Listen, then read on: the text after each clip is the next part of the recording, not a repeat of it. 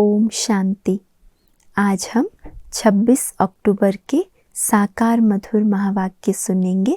आज बाबा ने कहा है, मीठे बच्चे, तुम जिसकी आज तक महिमा गाते थे वही अब तुम्हारे सामने हाजिर है। मंदिरों में जिसकी अब तक महिमा गाते थे वो अब चैतन्य में तुम्हारे सामने हाजिर है।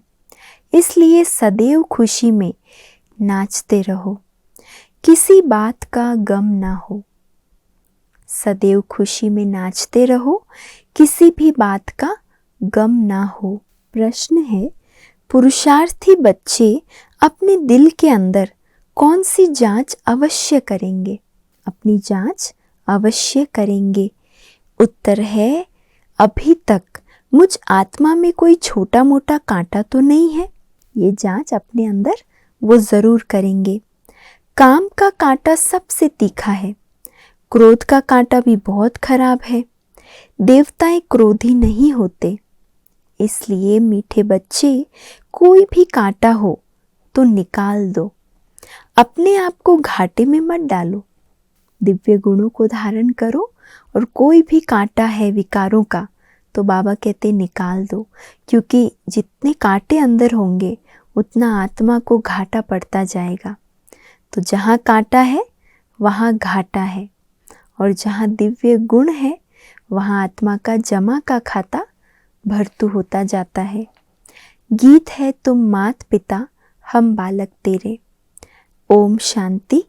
मीठे मीठे रूहानी बच्चों ने अपने बाप की महिमा सुनी, वह गाते रहते हैं।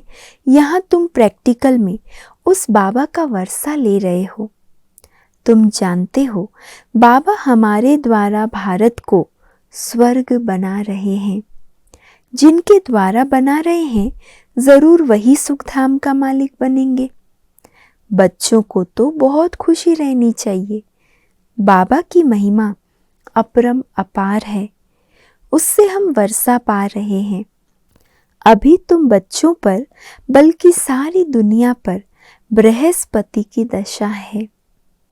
अभी यह तुम ब्राह्मण ही जानते हो, भारत खास और दुनिया आम सब पर बृहस्पति की दशा बैठी है, क्योंकि अब 16 कला संपूर्ण बनते हो।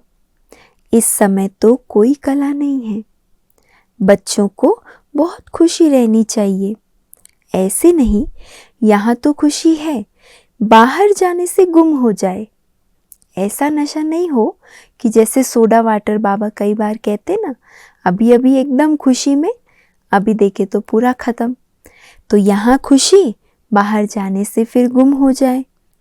जिसकी महिमा गाते रहते हो वह अब तुम्हारे सामने, तुम्हारे पास हाजिर है। बाबा समझाते हैं कि 5000 वर्ष पहले भी राजा ही देकर गया था। अभी तुम देखेंगे आहिस्ते आहिस्ते सब पुकारते रहेंगे, तुम्हारे भी स्लोगन निकलते रहेंगे। जैसे कोई कहते हैं एक धर्म हो, एक राजा ही हो, एक भाषा हो। वे भी आत्माएं कहती है ना। आत्मा जानती है बरोबर भारत में एक राजधानी किनकी थी? देवी देवताओं की थी। यह खुशबू फैलती जाएगी। तुम खुशबू डालते जाते हो, माना हम सेवा करते जाते हैं और राजधानी स्थापन होती जाएगी। ड्रामा प्लान अनुसार लड़ाई के भी आसार सामने खड़े हैं। यह कोई नई बात नहीं है। भारत को 16 कला संपूर्ण जरूर बनना है। तुम जानते हो हम इस योग बल से 16 कला संपूर्ण बन रहे हैं। कहते हैं ना, दे दान तो छूटे ग्रहण। बाप भी कहते हैं विकारों का अवगुणों का दान दो। ये रावण राज्य है ना, बाप आकर इनसे छुड़ाते हैं। इसमें भी काम विकार बड़ा भारी अवगुण है। तुम देह अभिमानी बन पड़े हो, अब देही अभिमानी बनना पड़े, शरीर का भी भान छोड़ना पड़े। इन बातों को तुम बच्चे ही समझते हो, दुनिया नहीं जानती। भारत जो 16 कला संपूर्ण था संपूर्ण देवताओं का राज्य था। इन लक्ष्मी नारायण की राजधानी थी। भारत स्वर्ग था। अब 5 विकारों का ग्रहण लगा हुआ है, इसलिए बाप कहते हैं दे दान तो छूटे ग्रहण। ये काम विकार ही गिराने वाला है, इसलिए बाप कहते हैं ये दान दे दो। जो विकार हमको गिराने वाले हैं, बाबा उन्हीं विकारों का दान लेते हैं। तो बाबा कहते दान दे दो तो 16 कला संपन्न बन जाएंगे, नहीं देंगे तो नहीं बनेंगे। आत्माओं को अपना अपना पार्ट मिला हुआ है ना, ये भी तुम्हारी बुद्धि में है। तुम्हारी आत्मा में कितना पार्ट है? तुम विश्व का राज्य भाग्य लेते हो। ये बेहद का ड्रामा है, अथाह एक्टर्स है। इसमें फर्स्ट क्लास एक्टर्स हैं ये लक्ष्मी नारायण। उन्हों का नंबर 1 पार्ट है। विष्णु सो ब्रह्मा सरस्वती, फिर ब्रह्मा सरस्वती सो विष्णु बनते हैं। ये 84 जन्मों का चक्र कैसे लगाते हैं, वह सारा बुद्धि में आ जाता है। व्यापारी लोग चोपड़ा रखते हैं तो उस पर स्वास्तिका निकालते हैं। गणेश की पूजा करते हैं। ये है बेहद का चोपड़ा। स्वास्तिका में 4 भाग होते हैं। जैसे पूरी में चावल का हांडा रखते हैं, जगन्नाथपुरी में चावल का हांडा रखते हैं, वह पक जाता है तो 4 भाग हो जाते हैं। वहाँ चावल का ही भोग लगता है ना। ये निशानी संगम की है, मतलब साधारण स्वरूप में ही हम अभी हैं।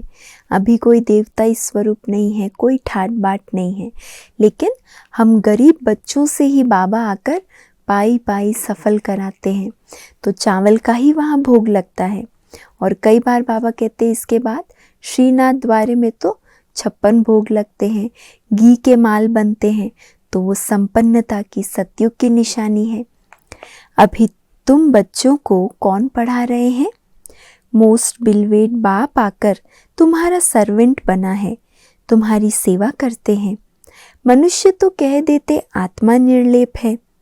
अभी तुम जानते हो आत्मा में 84 जन्मों का पार्ट है ही। उनको फिर निर्लेप कहना कितना रात दिन का फर्क हो जाता है। जब यह कोई अच्छी रीति मास डेढ़ बैठ समझेंगे, तब पॉइंट्स बुद्धि में बैठेगी। दिन प्रतिदिन पॉइंट्स बहुत निकलती रहती है।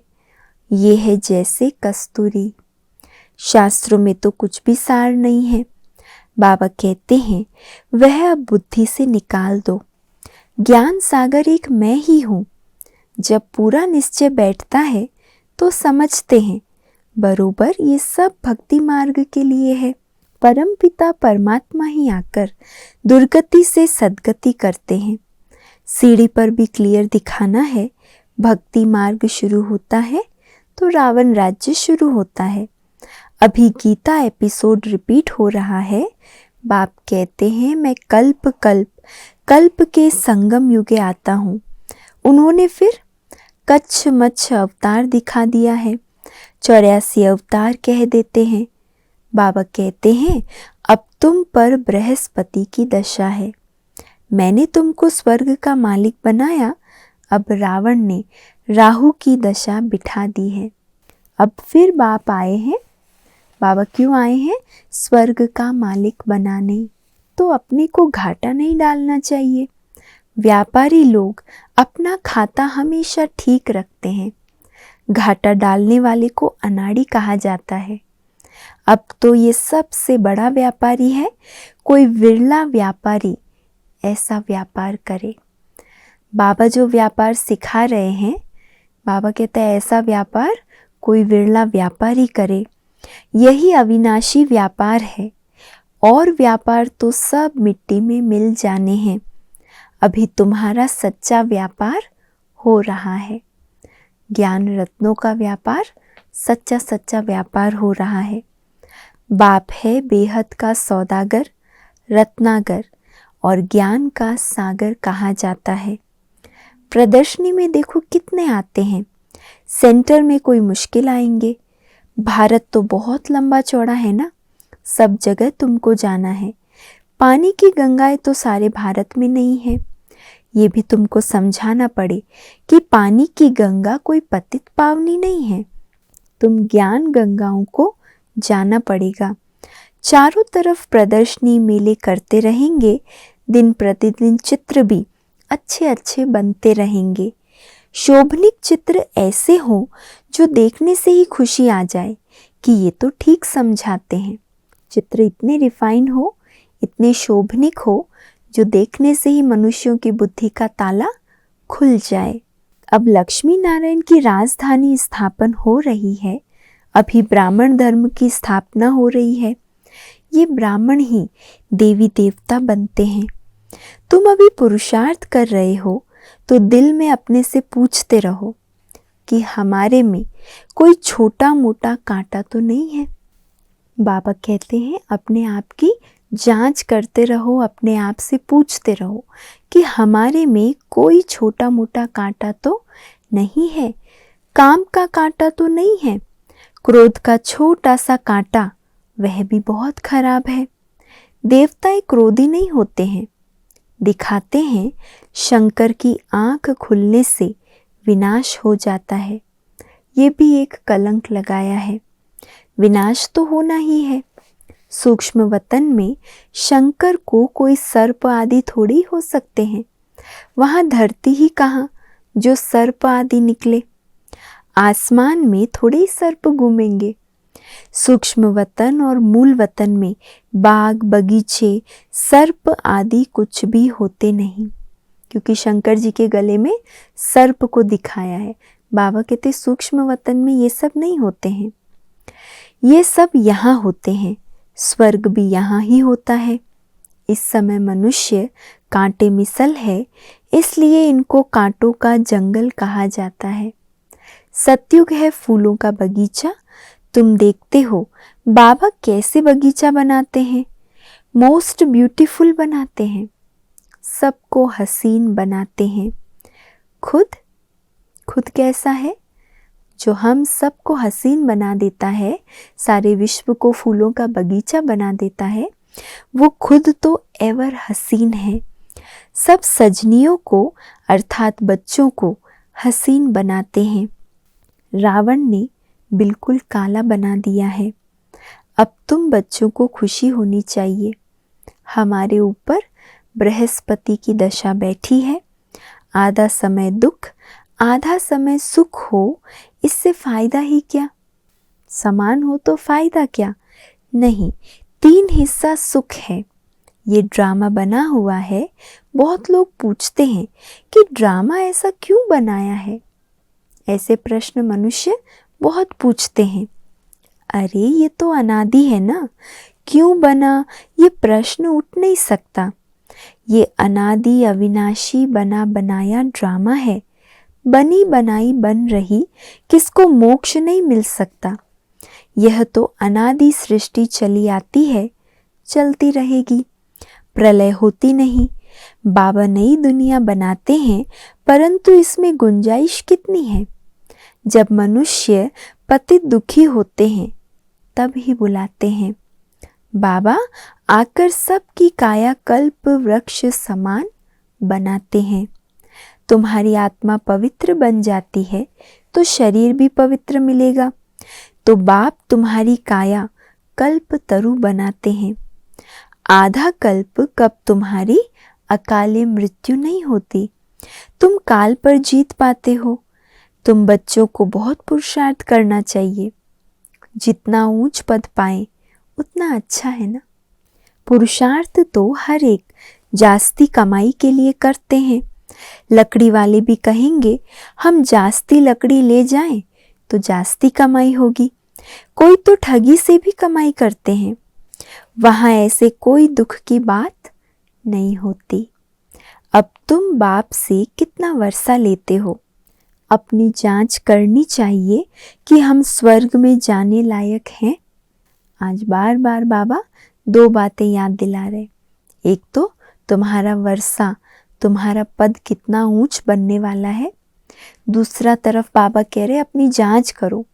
जितनी ऊंची पढ़ाई पढ़ रहे हो, जितना ऊंचा बाबा से वर्षा लेने आए हो, क्या ऐसे लक्ष्य और लक्षण हैं? अंदर में कोई कांटा तो नहीं है? लायक बने हैं, ऐसी जांच करते रहो। नारद का मिसाल है। शास्त्रों में तो बहुत बातें लिख दी है, ये तीर्थ यात्रा आदि सब छोड़ो। गीत भी है ना, चारों तरफ लगाए फेरे फिर भी हरदम दूर रहे। अब बाप तुमको कितनी अच्छी यात्रा सिखलाते हैं, इसमें कोई तकलीफ नहीं। सिर्फ बाप कहते हैं मामी कम याद करो तो विकर्म विनाश होंगे। बहुत अच्छी युक्ति तुमको सुनाता हूँ, बच्चे सुनते हो? बाबा पूछ रहे हैं, मैं तो बहुत अच्छी अच्छी युक्तियाँ सुनाता हूँ, तुम सुनते हो? ये मेरा लोन लिया हुआ रथ है। इस बाप को कितनी खुशी होती है, हमने बाप को अपना शरीर लोन में दिया है। बाप हमको विश्व का मालिक बनाते हैं। नाम भी है भागीरथ। तुम जानते हो बॉम्ब आदि तैयार हो रहे हैं, आग लगनी है, रावण का बुद्ध भी बनाते हैं मारने लिए। यहाँ मारने आदि की तो बात नहीं। कहाँ मारने आदि की बात, कहाँ ये रावणपुरी ही खत्म हो रही है। तुम बच्चे रामपुरी में चलने के लिए पुरुषार्थ कर रहे हो, तो पूरा पुरुषार्थ करना है, कांटा नहीं बनना है। पुरुषार्थ करते करते क्या ध्यान रखना है, कोई भी कांटा हमारे अंदर रह ना जाए। तुम ब्राह्मण ब्राह्मणियां हो, सबका आधार मुरली पर है। हमारी ज्ञान मुरली हम सबके जीवन का आधार है। अगर मुरली नहीं तो ब्राह्मण जीवन ही क्या है फिर। तो बाबा कहते सबका आधार मुरली पर है। मुरली तुमको नहीं मिलेगी तो तुम क्या करेंगे? ऐसे नहीं कि सिर्फ एक ब्राह्मणी को ही मुरली सुनानी है, कोई भी मुरली पढ़कर सुना सकते हैं। बोलना चाहिए आज तुम सुनाओ। अब तो समझाने के लिए चित्र भी अच्छे बने हैं। ये मुख्य चित्र तो अपनी दुकान में रख बहुतों का कल्याण करो। उस सौदे के साथ साथ ये सौदा भी करो। ये बाबा की अविनाशी ज्ञान रत्नों का दुकान है। बाबा कोई मना नहीं करते हैं कि मकान आदि नहीं बनाओ, भल बनाओ, पैसा तो मिट्टी में मिल जाएगा, भले सुख से रहो, आराम से रहो। तो बाबा कहते पैसा तो मिट्टी में मिल जाएगा, इससे क्यों नहीं मकान बनाकर आराम से रहो। पैसे काम में लगाने चाहिए, मकान भी बनाओ, खाने के लिए भी रखो, दान पुण्य भी करो। बाबा ने किसी भी बात के लिए मना नहीं किया। कश्मीर का राजा मरा तो अपनी प्राइवेट प्रॉपर्टी जो थी वह सब आर्य समाजियों को दान में दे गया। अपने धर्म के लिए करते हैं ना, यहाँ तो वह कोई बात नहीं। सब बच्चे हैं, दान आदि की बात नहीं, वो है हद का दान। मैं तो तुमको विश्व की बादशाही देता हूँ। ड्रामा अनुसार भारतवासी ही राज्य भाग्य लेंगे। भक्ति मार्ग में व्यापारी लोग कुछ न कुछ धर्माऊ जरूर निकालते हैं, उसका भी दूसरे जन्म में अल्पकाल के लिए मिलता है। अब तो मैं डायरेक्ट आया हूँ तो तुम इस कार्य में लगाओ, मुझे तो कुछ नहीं चाहिए। बाबा कहते तुम जो करते हो अपना भविष्य बनाने के लिए करते हो। तो बाबा के यज्ञ में भी अगर कुछ किया तो भविष्य ऊंच पद पाने के लिए, भविष्य पदम जमा करने के लिए। बाबा कहते मुझे कुछ नहीं चाहिए। शिव बाबा को अपने लिए मकान बनाना है क्या? ये सब ब्राह्मणों का है। गरीब साहूकार सब इकट्ठे रहते हैं तो ये सब बच्चों का ही है।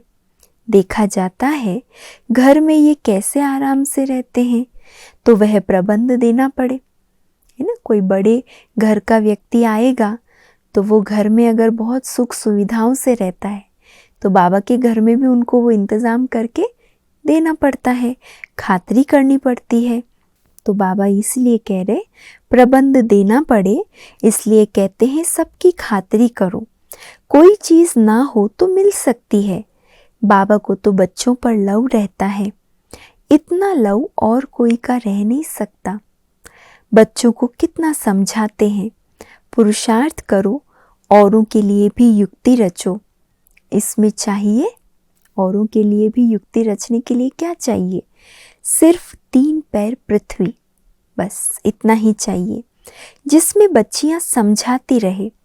कोई बड़े आदमी का हॉल हो, बोलो हम ज़रूरी चित्र रख देते हैं, 1-2 घंटा सुबह शाम क्लास करके चले जाएंगे, खर्चा सब हमारा, नाम तुम्हारा होगा, बहुत आकर कौड़ी से हीरे जैसा बनेंगे। ऐसे युक्ति से उन्हें परिचय देकर समझाना है कि आपका हॉल तो खाली पड़ा है, हम अनेकों का कल्याण करने के लिए सेवा में यूज़ करेंगे, तो बहुत आकर कौड़ी से हीरे जैसा बनेंगे। अच्छा, मीठे मीठे सिक्के लधे बच्चों प्रति मात पिता बाप दादा का याद प्यार और गुड मॉर्निंग। रूहानी बाप की रूहानी बच्चों को नमस्ते, और हम सब रूहानी बच्चों की रूहानी मात पिता बाप दादा को याद प्यार, गुड मॉर्निंग और नमस्ते। धारणा के लिए आज का मुख्य सार है। पहला पॉइंट है, अविनाशी बाप से सच्चा सच्चा अविनाशी व्यापार करना है। इस व्यापार में अलबेला नहीं बनना है, लेकिन ये व्यापार एक ही बार करने का मौका मिलता है, सिर्फ संगम पर।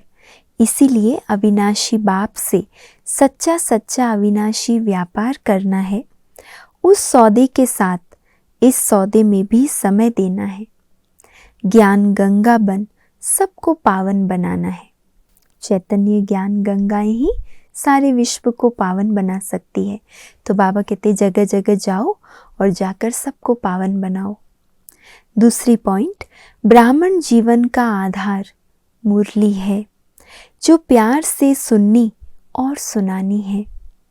अंदर कोई भी कांटा हो तो उसे निकाल देना है, अवगुणों का दान करना है।